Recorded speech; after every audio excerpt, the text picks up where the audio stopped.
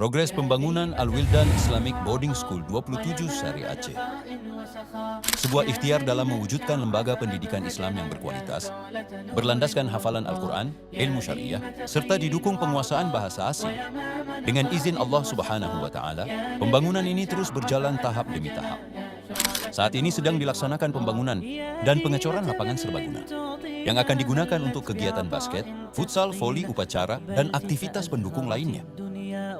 Setiap proses yang dilalui adalah bagian dari doa dan harapan besar untuk masa depan generasi umat. Pendidikan yang tidak hanya membangun kecerdasan intelektual, tetapi juga menumbuhkan akhlakul karimah, adab, dan karakter Islami.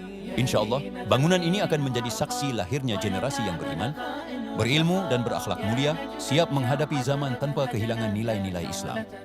Terima kasih kepada para donatur dan seluruh pihak yang telah mendukung. Semoga Allah membalas setiap kebaikan dengan pahala terbaik dan menjadikannya sebagai amal jariah.